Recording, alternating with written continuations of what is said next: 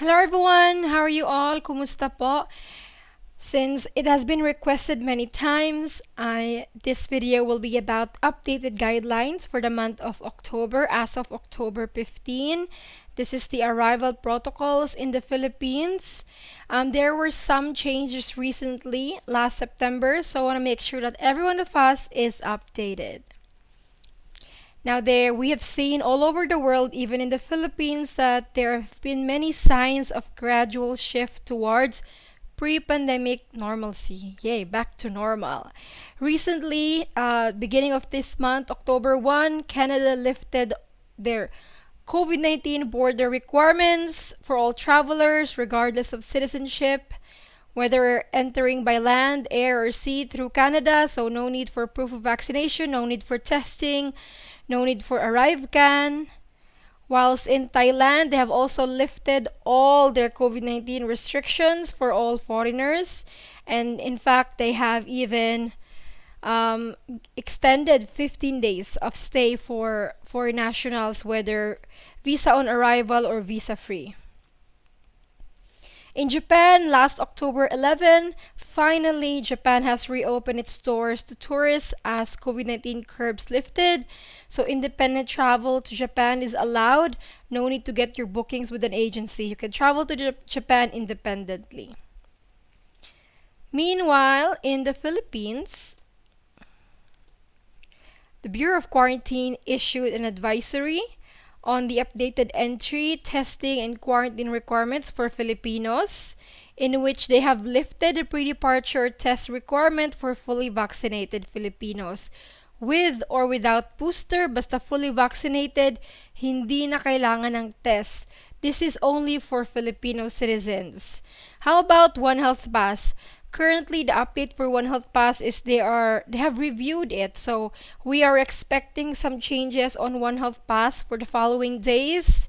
So it's currently being updated. I will let you know as soon as it's already changed. However, I'm speaking in behalf of many travelers. We're asking the government to please remove One Health Pass. We don't see the purpose of it anymore, and seems like the world has moved on and we are left behind. Sana itanggal na po ang One Health Pass. Now let's go with the arrival protocols. So this one is for Filipino citizens. When I talk about Filipino citizens, this covers dual Filipino citizens or OFWs, non-OFWs, Filipinos who have visited countries abroad, tourists, Filipinos who have studied abroad, basta Filipino passport holder, Filipino citizen, while dual Filipinos without Philippine passport can just bring their retention certificate or identification certificate. So hindi cover ang former Filipinos dito ha. So for Filipinos 12 years old and above, do you need a pre-departure test? No, you don't need pre-departure test if you're fully vaccinated, no quarantine, but you must register to One Health Pass. Upon arrival, no testing, no quarantine. Uwi ka na agad. While for unvaccinated Filipinos 12 years old and above, you need testing. Kailangan magpa-test bago umuwi. Pag unvaccinated, may quarantine. Kailangan mag-register sa One Health Pass at saka itetest ulit on the 5th day. So, medyo mahabang process for unvaccinated kababayans. Gumawa ako ng detailed guide sa inyo. Ilagay ko yung link sa baba. Panoorin nyo yun. So, yun nga, because of the advisory of the BOQ, basta fully vaccinated na, kahit walang booster, hindi na kailangan magpa-test. Okay? Yan yung bagong update natin. Meanwhile, for non-Filipino citizens like former Filipinos, no, Filipino ka naman talaga pero nag-naturalize ka ng foreign citizen abroad, yan, former Filipino, non-Filipino citizen ka na. Next, foreigners with or without visa. This is your protocol. So, right, foreign nationals 12 years old and above, if you're fully vaccinated with at least one COVID-19 booster, no need for pre-departure testing, no quarantine. You just need to register to One Health Pass through onehealthpass.com.ph, and there is no testing upon arrival. Next up, for fully vaccinated foreigners, if you don't have a booster, you need to show a negative test result. Quarantine, no quarantine upon arrival, and then register to One Health Pass. Unvaccinated foreigners 12 years old and above, you must show a negative test result. You will quarantine upon arrival. You need to register to One Health Pass. And then you'll be tested again on the 5th day after arrival in the Philippines. So for the negative test result requirement, guys, this is your options. You can either get an RT-PCR or an antigen. So an RT-PCR taken within 48 hours before departure, or a rapid antigen test taken within 24 hours before departure. It's up to you which one is more convenient for you, which one is cheaper. Now, with the test result, it has to be in a form of certificate. It can't be a text message, and it can either be printed or digital copy. Next up, we have for unvaccinated foreigners. I'm sorry, but the rules hasn't changed. You're still not allowed to enter the Philippines. However, okay, foreign nationals aged 12 years old and above must be fully vaccinated to travel to the Philippines. But Cebu International Airports accepts unvaccinated foreigners. Alright, for unvaccinated foreigners, please choose a direct flight to Cebu. Check out Singapore Airlines, Korean Air. These airlines have accepted unvaccinated foreigners to the Philippines direct to Cebu before. Okay, let's do a summary.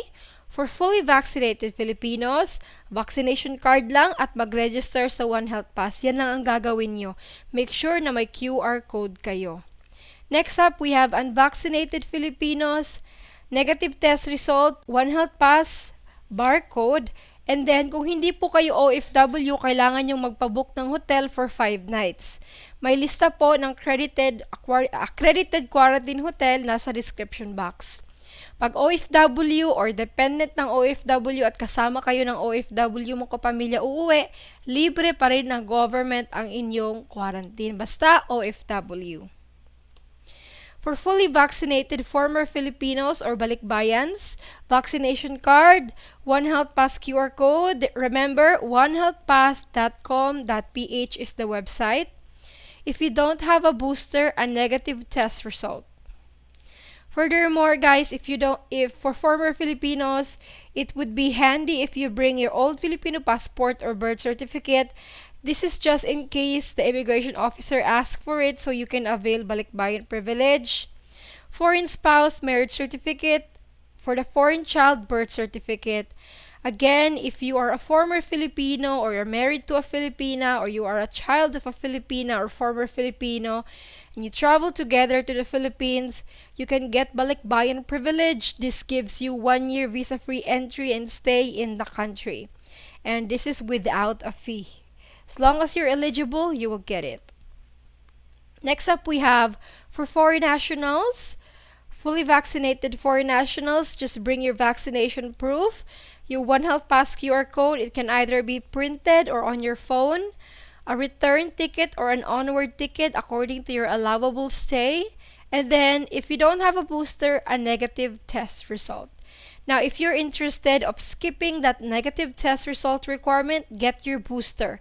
Even if you get it today, you travel tomorrow, it will be recognized. There is no waiting time required for the booster before it can be recognized. So, I mean, if you want to skip the test, get your booster. You just need one. So that is all about travel to the Philippines. This is very short summary. I didn't want to overwhelm you guys. This is really everything that you need to prepare and you need to know of. If there's any question, you can watch my previous videos where I talk more about travel to the Philippines. Anyways, if you're traveling soon, please consider subscribing so that you can be updated with the changes or the rules or Philippine news in general. But as of today, October 15, this is all of it. Share this to anyone traveling soon. God bless you all and stay safe. Bye.